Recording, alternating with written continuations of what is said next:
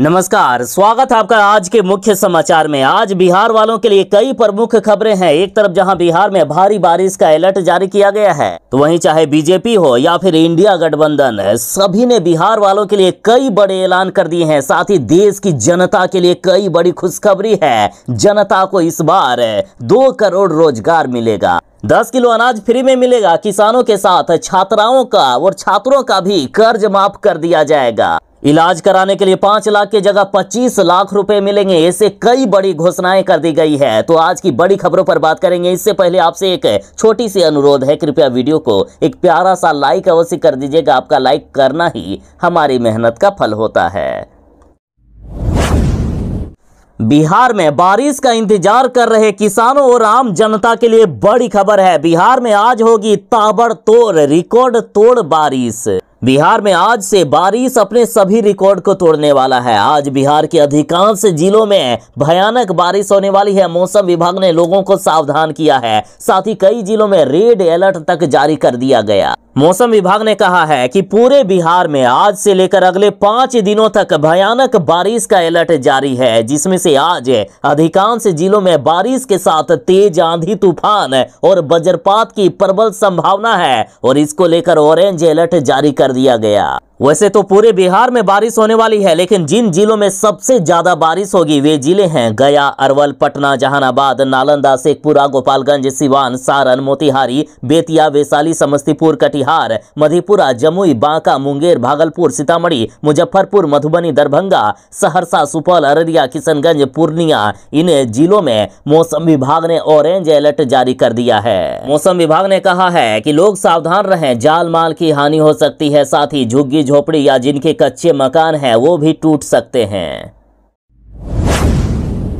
बिहार के सरकारी स्कूलों में गर्मियों की छुट्टियां खत्म हो चुकी है, स्कूल खुल चुके हैं, लेकिन बड़ी खबर है कि फिर से गर्मी की छुट्टी मिलने वाली है। स्कूलों में गर्मी की छुट्टी बढ़ाने का राज्यपाल ने निर्देश दे दिया। और सुनिए, मुख्य सचिव को जून के पहले सप्ताह तक छुट्टी बढ़ाने के लिए कहा गया है। देखिए, वैसे तो शिक्षा विभाग ने बिहार के तमाम सरकारी स्कूलों में 15 मई तक की गर्मी की छुट्टी निर्धारित की थी, लेकिन अभी भी भीषण गर्मी और चिलचिलाती धूप में घर से बाहर निकलना मुश्किल है। इससे बच्चों के स्वास्थ्य पर बुरा प्रभाव पड़ रहा है। बच्चों के स्वास्थ्य को लेकर बिहार के राज्यपाल राजेंद्र विश्वनाथ अर्लेकर काफी चिंतित हैं। उन्होंने सरकारी विद्यालयों में गर्मी की छुट्टी जून के पहले सप्ताह तक बढ़ाने का निर्देश मुख्य सचिव को दे दिया और इसके लिए राज्यपाल ने मुख्य सचिव को पत्र भी लिख दिया है। बिहार में फिर से गर्मी की छुट्टी मिलेगी सरकारी स्कूलों में।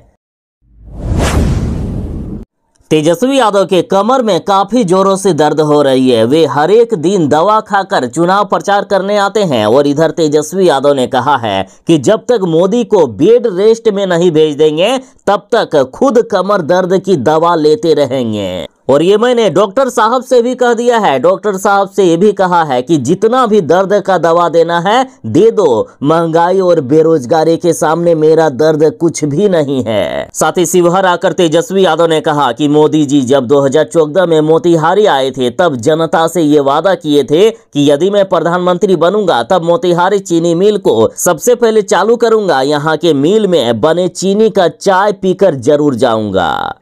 मोदी जी के 10 साल पहले किए गए वादे आज तक पूरे नहीं हुए हैं। आखिर मोदी जी अपना वादा कब पूरा करेंगे? तेजस्वी यादव ने आगे कहा कि देश में ऐसा झूठा प्रधानमंत्री कभी भी नहीं मिला था। मोदी जी आयुष्मान भारत योजना के तहत प्रत्येक परिवार प्रति साल इलाज कराने पर 5 लाख रुपए का फ्री इलाज की सुविधा देती है, लेकिन यदि इंडिया गठबंधन की सरकार बनती है तो 25 लाख रुपए का फ्री इलाज की सुविधा दिया जाएगा। देखिए, बिहार कांग्रेस प्रभारी मोहन प्रकाश ने बीजेपी पर हमला बोला और कहा कि आम जनता पर महंगाई लाद रही है भाजपा सरकार। साथ ही इन्होंने कहा है कि ये चुनाव भविष्य का चुनाव है। हमारी सरकार आने पर 25 लाख रुपए तक का मुफ्त इलाज की सुविधा दी जाएगी, किसानों का कर्ज माफ कर दिया जाएगा। इन्होंने कहा कि देश में महंगाई और बेरोजगारी एक बहुत बड़ी समस्या है। यह महंगाई मोदी सरकार की देन है। उद्योगपतियों के कर्जे को माफ करके मोदी सरकार ने आम जनता पर महंगाई लाद दिए हैं। और सुनिए, कांग्रेस ने यहां तक घोषणा कर दी है कि यदि कांग्रेस की सरकार बनती है तो सिर्फ किसानों का ही नहीं बल्कि छात्रों का भी कर्ज को माफ कर दिया जाएगा। यानी छात्रों ने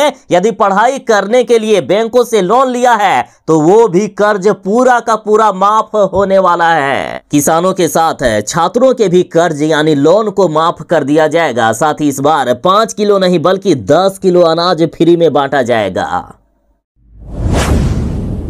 बिहार में यदि अभी किसी से भी पूछा जाए कि सबसे ज्यादा नौकरी आखिर कौन दे सकता है तो सबके पास यही जवाब होता है कि वो है तेजस्वी यादव। और तेजस्वी यादव ने ये 17 महीनों के कार्यकाल में साबित करके दिखा दिया है। 5 लाख से भी ज्यादा सरकारी नौकरियां निकाल दी। जब तेजस्वी यादव सरकार में थे तो धड़ाधड़ सरकारी नौकरियां निकल रही थी। लगातार शिक्षकों की बहाली हो रही थी, अन्य भी विभागों में कई बहालियां हो रही थी। 1.5 लाख सरकारी नौकरी स्वास्थ्य विभाग में निकलने वाला था, लेकिन जैसे ही तेजस्वी यादव सरकार से हटे नौकरियां मिलना बिहार में पूरी तरीके से बंद ही हो गया। और जो शिक्षकों की बहाली के लिए परीक्षा भी ली गई उसमें भी क्वेश्चन पेपर लीक करवा दिया गया। और अब तेजस्वी यादव ने प्रधानमंत्री नरेंद्र मोदी को खुली चुनौती देते हुए कहा है कि हमसे ज्यादा नौकरी दिए होंगे तो हम राजनीति से ही संन्यास ले लेंगे।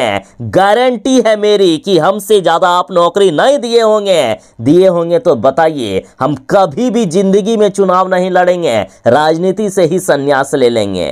तेजस्वी यादव ने कहा कि हमने 17 महीनों में जो काम किया वो प्रधानमंत्री नरेंद्र मोदी जी 10 सालों में भी नहीं कर पाए हैं।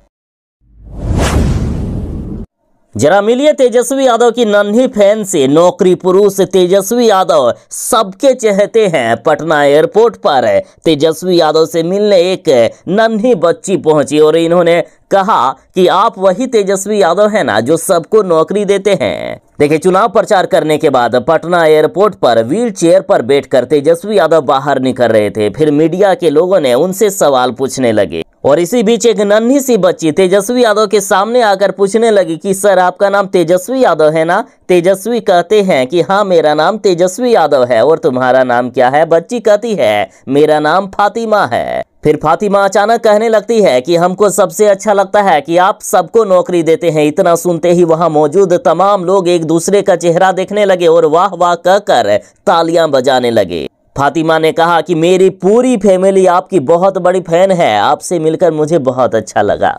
अब बताइए, बिहार का बच्चा भी जानता है कि बिहार में नौकरी कोई दे सकता है वो तेजस्वी यादव ही है। नौकरी पुरुष है तेजस्वी यादव। तेजस्वी यादव ने कहा कि जरा ये वीडियो मोदी जी को जरूर दिखाइएगा। तेजस्वी यादव ने कहा कि 400 तो छोड़िए, 240 भी लाना मोदी जी के लिए मुश्किल हो जाएगा। तेजस्वी यादव ने कहा कि तभी तो बार बार बिहार आ रहे हैं प्रधानमंत्री नरेंद्र मोदी, क्योंकि उनको पता है कि बिहार में एक सीट भी हमको नहीं मिलेगा यदि हम बार बार नहीं आए तो। देखिए, जब मीडिया ने तेजस्वी यादव से कहा कि मोदी जी कहते हैं कि इंडिया गठबंधन 5वें फेज का चुनाव हार चुकी है, तो पीएम मोदी के इस बयान पर तेजस्वी यादव ने कहा कि जब ऐसी बात है तो 13 बार बिहार काहे ला रहे हैं? वह अपने घर पर बैठे और रिजल्ट का इंतजार करे ना। प्रधानमंत्री के पास कुछ भी कहने के लिए नहीं बचा है। मोदी जी ये बात जान चुके हैं कि इंडिया अलायंस सच में 300 का आंकड़ा पार कर चुका है और हम लोग सरकार बनाने जा रहे हैं। और बीजेपी वाले 400 तो छोड़ो, उनके लिए 240 सीट लाना भी मुश्किल होगा। और मोदी जी जान चुके हैं कि तेजस्वी यादव से बिहार में सकना मुश्किल ही नहीं बल्कि नामुमकिन है। इसलिए तो पहले बिहार आकर लालू लालू करते थे और आज तेजस्वी तेजस्वी कर रहे हैं।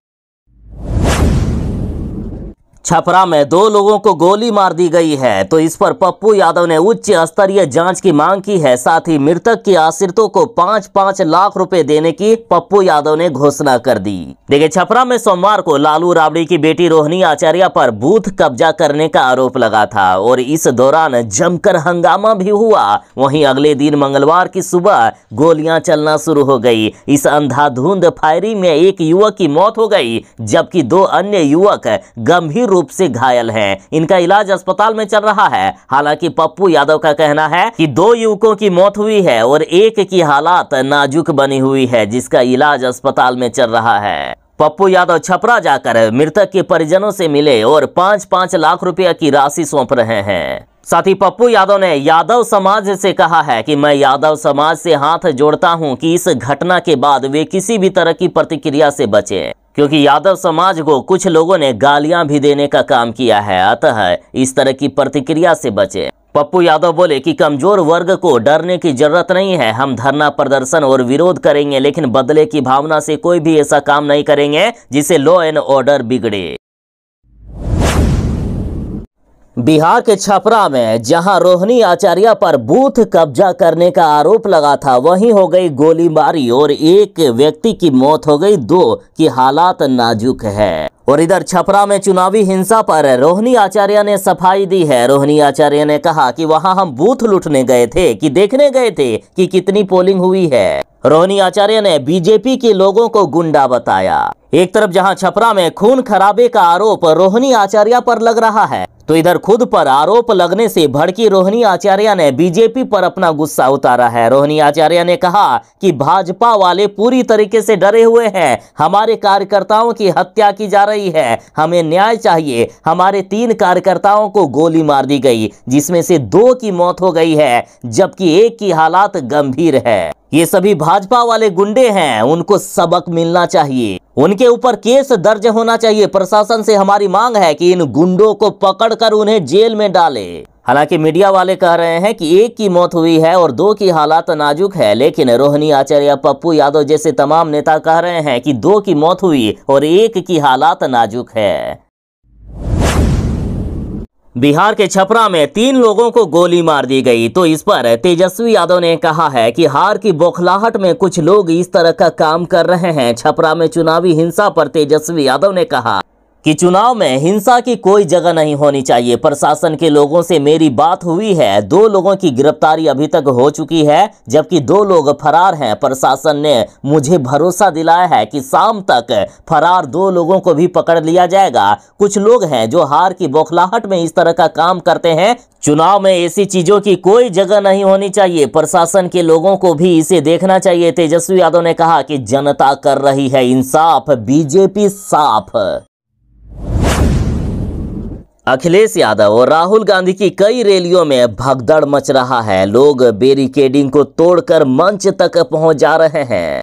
और अभी बड़ी खबर उत्तर प्रदेश से आ रही है, जहां पूर्व सीएम और सपा प्रमुख अखिलेश यादव की चुनावी रैली में भगदड़ मच गई। बेकाबू भीड़ ने बैरिकेडिंग को तोड़ दिया और लोग मंच तक जा पहुंचे। उसके बाद हालात को काबू में करने के लिए पुलिस को लाठी चार्ज करना पड़ा। आजमगढ़ में चुनाव प्रचार के दौरान भीड़ बेकाबू हो गई। दरअसल अखिलेश यादव लालगंज लोकसभा क्षेत्र में चुनावी रैली को संबोधित करने के लिए पहुंचे थे। जैसे ही अखिलेश यादव मंच पर पहुंचे, भीड़ ने बैरिकेडिंग को तोड़ दिया और मंच पर जा पहुंची। इसका वीडियो भी तेजी से वायरल हो रहा है, जिसमें पुलिस सपा कार्यकर्ताओं को भी खदेड़ते हुए नजर आ रही है। इसके पहले प्रयागराज के फूलपुर में भी राहुल गांधी और अखिलेश यादव की चुनावी जनसभा में भगदड़ मच गई थी। बिगड़ते हालात को देखते हुए राहुल गांधी और अखिलेश यादव रैली को बिना संबोधित किए ही वापस लौट गए थे।